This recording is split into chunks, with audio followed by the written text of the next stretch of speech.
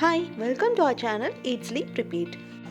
இன்னைக்கு இந்த வீடியோவில் சிக்கன் தம் பிரியாணி எப்படி பண்ணுறதுன்னு பார்க்கலாம். யூஸ்வலாக நிறைய வெரைட்டிஸ் ஆஃப் பிரியாணி இருக்குங்க. ஹைதராபாத்தி பிரியாணி, ஆம்பூர் பிரியாணி, திண்டுக்கல் பிரியாணி, முகலாய் பிரியாணி, இந்த மாதிரி அந்தந்த ஊருங்களுக்கு தகுந்த மாதிரி ஸ்பெஷல் பிரியாணி இருக்கும். இன்றைக்கி இந்த வீடியோவில் ட்ரிச்சி டிஸ்ட்ரிக்டில் ஃபேமஸாக இருக்க இனாம் கொலத்தூர் சிக்கன் தம் பிரியாணி தான் பார்க்க போகிறோம். ரெசிபிக்குள்ளே போகிறதுக்கு முன்னாடி எங்கள் சேனலை சப்ஸ்கிரைப் பண்ணாதவங்க சப்ஸ்கிரைப் பண்ணிடுங்க. மறக்காமல் பெல் ஐக்கானை கிளிக் பண்ணிடுங்க. அப்போ தான் நாங்கள் வீடியோ போட்டால் உங்களுக்கு உடனே நோட்டிஃபிகேஷன் வரும். ஃபஸ்ட்டு பிரியாணி மசாலா எப்படி செய்கிறதுன்னு பார்த்துடலாம். ஸ்டார் சோம்பு 1, பே லீஃப் 3, கிராம்பு 10, பட்டை 8 பீஸ், சீரகம் அரை ஸ்பூன், சோம்பு 1 ஸ்பூன், காஞ்சி மிளகாய் 4, ஜாபித்ரி பூ 1, ஜாதிக்காய் அரை துண்டு, மராத்தி முக்கு 2, பச்சை ஏலக்காய் 11, கருப்பு ஏலக்காய் 2. கருப்பு ஏலக்காய் கடைகளில் கேட்டு பாருங்கள், நாட்டு மருந்து கடையிலலாம் கிடைக்கும். இதெல்லாம் கொளத்தூர் பிரியாணி செய்கிறதுக்கு தேவையான பிரியாணி மசாலா பொருட்கள். இந்த வீடியோவில் யூஸ் பண்ணியிருக்கிற இன்க்ரீடியன்ஸ் அளவு எல்லாமே 10 பேத்துக்கு பிரியாணி செய்கிறதுக்கான அளவு. இந்த மசாலா ஐட்டத்தெல்லாம் மிக்சியில் போட்டு ஃபைன் பவுடராக அரைச்சி எடுத்துக்கோங்க.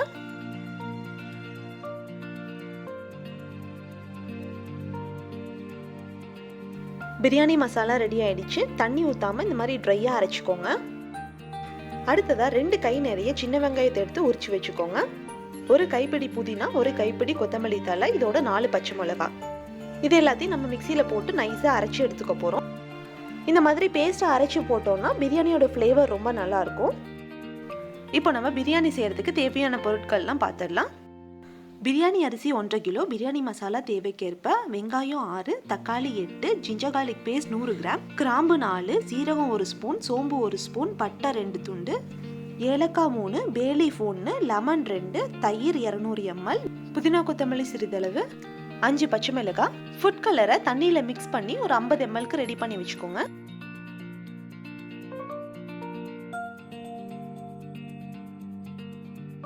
பிரியாணி செய்கிறதுக்கு துளசி அரிசி 1.5 கிலோ எடுத்திருக்கேன். இதை 1/2 hour தண்ணியில் ஊற வச்சுக்கோங்க.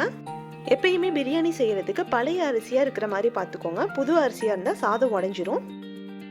ஸோ ஃபர்ஸ்ட் ப்ராசஸாக ஒரு அடிகனமான பாத்திரத்தில் இந்த மாதிரி தாராளமாக எண்ணெய் ஊற்றிக்கோங்க. அது கூடவே ஒரு 3 ஸ்பூன் போல் நெய்யும் ஊற்றிக்கோங்க. இன்னொரு முக்கியமான விஷயம், இந்த பிரியாணி செய்கிறது என்னோட அங்கிள். அவங்க சூப்பராக சமைப்பாங்க. அவங்களோட ரெசிபியை நான் அவங்க கூட ஷேர் பண்ணிக்கணும்னு நினச்சேன். அதனால தான் இந்த வீடியோவில் போடுறேன். எண்ணெய் நல்லா காஞ்சதுக்கப்புறம் பட்டை, கிராம்பு, சோம்பு, ஏலக்காய், பே லீஃப் இது எல்லாத்தையும் இதுக்குள்ளே போட்டுருங்க. இதெல்லாம் நல்லா பொரிஞ்சதுக்கப்புறம் வெங்காயத்தை போட்டுருங்க.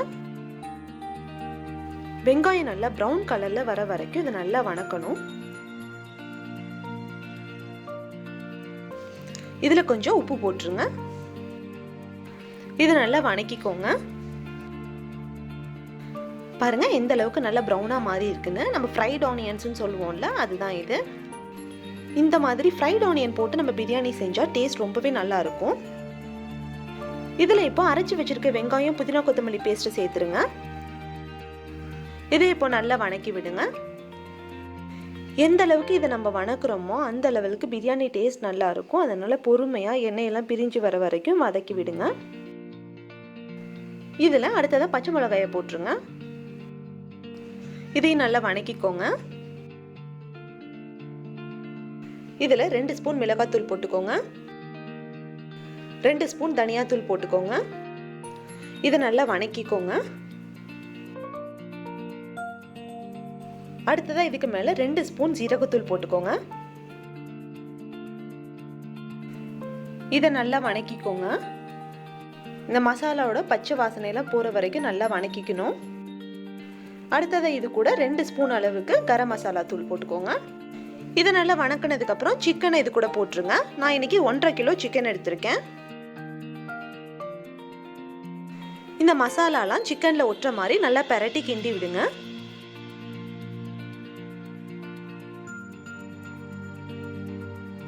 இதில் இப்போ 100 கிராம் போல் இஞ்சி பூண்டு பேஸ்ட் போட்டுருங்க.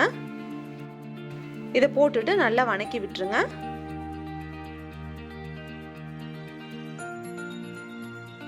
இதுக்கு மேலே 200 ml தயிர் ஊற்றிக்கோங்க. இதை நல்லா வணக்கி கிண்டி விடுங்க. யூஸ்வலாக இந்த மாதிரி பிரியாணிக்கெலாம் தயிர் போடுறது எதுக்காகனா அந்த சிக்கனுக்கு ஒரு டெண்டர்னஸ், ஒரு சாஃப்ட்னஸ் கொடுக்கும். இதுக்கு மேலே கொஞ்சமாக புதினா கொத்தமல்லி போட்டுக்கோங்க.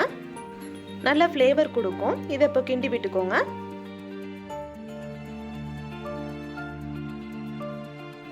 இதில் இப்போது நம்ம தண்ணி ஊற்றிடலாம். தண்ணி எந்த அளவுக்கு ஊற்றணுன்னா 1 கப் ரைஸுக்கு 1.5 கப் தண்ணி ஊற்றிக்கோங்க. நாம் தம் போட்டு தான் வேக வைக்க போகிறோம். ரைஸ் நல்லா உதிரியாக வரும். இந்த தண்ணி கொஞ்சம் நிறைய ஃபார்ம் ஆகும்போது அரிஞ்சு வச்சுருக்க தக்காளியை போட்டுருங்க.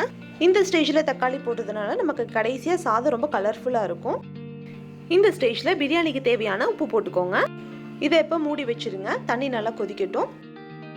தண்ணி நல்லா கொதிச்சதுக்கப்புறம் அரிசியை போட்டுருங்க.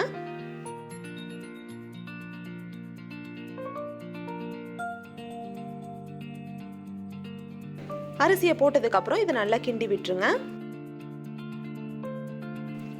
இதுக்கு மேலே லெமன் ஜூஸ் ஊற்றிக்கோங்க. ரைஸ் கொஞ்ச நேரம் வேகட்டும். ஒரு 10 நிமிஷம் கழித்து திரும்பவும் கிண்டி விடுங்க. இதுக்கு மேலே இப்போ திரும்பவும் ஒரு லேயர் ஆஃப் புதினா கொத்தமல்லி போட்டுருங்க. அடுத்ததாக நம்ம ரெடி பண்ணி வச்சுருக்க பிரியாணி மசாலாலேருந்து 1 டேபிள் ஸ்பூன் போட்டுக்கோங்க. பிரியாணி மசாலாவை வணக்கும் போது போடாமல் இந்த ஸ்டேஜில் போட்டோம்னா நமக்கு அதோட ஃப்ளேவர் ஃபுல்லாக கிடைக்கும். இதுக்கு மேலே 1 ஸ்பூன் நெய் ஊற்றிக்கோங்க. பிரியாணி மசாலா போட்டிருக்கனால இதை நல்லா மிக்ஸ் பண்ணிவிட்டு இதை இப்போ மூடி வச்சுருங்க. கொஞ்சம் நேரம் சாதம் நல்லா வேகட்டும். ஒரு 5 மினிட்ஸ் கழித்து திரும்பவும் ஒரு தடவை கிண்டி விடுங்க. இன்னும் கொஞ்சம் இந்த தண்ணியெல்லாம் வற்றணும். தண்ணி கொஞ்சம் வத்திருச்சு. இதில் இப்போ பிரியாணி மசாலாவை நல்லா பரவலாக தூவிக்கோங்க. இதில் புதினா கொத்தமல்லி இலையெல்லாம் போட்டுக்கோங்க. 1 ஸ்பூன் நெய் ஊற்றிக்கோங்க. இதை இப்போ தம் போட்டுடலாம். அடுப்பை சிம்மில் வச்சு ஒரு தோசைக்கல் வச்சுக்கோங்க. உங்கள் தோசைக்கல் சைஸுக்கு தகுந்த மாதிரி தண்ணி ஊற்றிக்கோங்க. நான் ஏன் தோசைக்கல்லுக்கு 1.5 டம்ளர் தண்ணி ஊற்றிக்கிறேன். இப்போ தோசைக்கல்லுக்கு மேலே பிரியாணியை வச்சிடலாம். இதுக்கு மேலே ஒரு வெயிட் வச்சுருங்க. 30 மினிட்ஸ்க்கு இதை தம் போட்டு வச்சுடுங்க. அடுப்பு சிம்லேயே இருக்கட்டும். 30 மினிட்ஸ் ஆயிடுச்சு. இதை ஓப்பன் பண்ணி பார்ப்போம். இதை இப்போது ஜென்டிலாக கிண்டி விடுங்க. ரைஸை போட்டு குத்தாமல் சைட்லேருந்து மெதுவாக எடுத்து கிண்டி விடுங்க. பிரியாணி பொறுத்த வரைக்கும் அடிக்கடி ஓவராக கிண்டிக்கிட்டே இருக்கக்கூடாது. சாதம் வந்து உடஞ்சிரும். தேவைப்படும் போது ஜென்டிலாக கிண்டி விடணும். ரைஸ் நல்லா முக்கால்வாசி வெந்துருச்சு. இன்னும் ஒரு 10 மினிட்ஸ் கூட நமக்கு தம்மில் இருக்கலாம். திரும்பவும் மூடி போட்டு வெயிட் வச்சு 10 நிமிஷம் தம்மில் போட்டுருங்க. இப்போது 10 நிமிஷம் ஆயிடுச்சு. பிரியாணி ரெடி ஆயிடுச்சு. இதுக்கு மேலே ஒரு 3லேருந்து 4 ஸ்பூன் நெய் ஊற்றிக்கோங்க. இதுக்கு மேலே நம்ம ஃபுட் கலர் ரெடி பண்ணி வச்சுருந்தோம்ல, அதை இதுக்கு மேலே ஊற்றிக்கோங்க.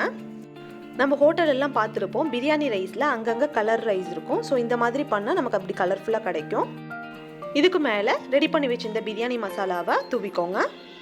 நமக்கு சாப்பிடும்போது அவ்வளோ வாசனையாக சூப்பராக இருக்கும் பிரியாணி. இதுக்கு மேலே கார்னிஷிங்காக புதினா கொத்தமல்லியை சாப் பண்ணி போட்டுக்கோங்க.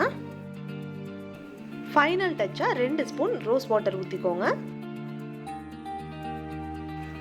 இதை இப்போது ஜென்டிலாக கிண்டி விடலாம். டெலிஷியஸான சிக்கன் தம் பிரியாணி சுட சுட ரெடி ஆயிடுச்சு. ஒருவேளை தம் போடும்போது உங்களுக்கு தண்ணி பத்தலை, இன்னும் தண்ணி தேவைப்பட்டுச்சுன்னா சுடுதண்ணியால் தெளிச்சு விட்டு நீங்கள் திரும்பவும் தம் போடலாம். பச்சை தண்ணி யூஸ் பண்ணக்கூடாது. எப்படி கலர்ஃபுல்லாக இருக்குது பாருங்கள்.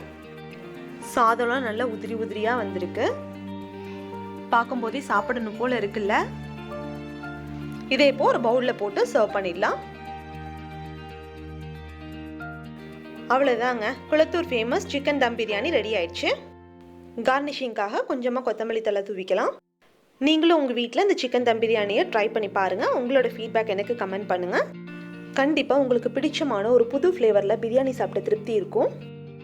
இந்த வீடியோ உங்களுக்கு பிடிச்சிருந்துச்சுன்னா லைக் பண்ணுங்கள், ஷேர் பண்ணுங்கள். மறக்காமல் ஈட் ஸ்லீப் ரிப்பீட் சேனலுக்கு சப்ஸ்கிரைப் பண்ணுங்கள். தேங்க்யூ.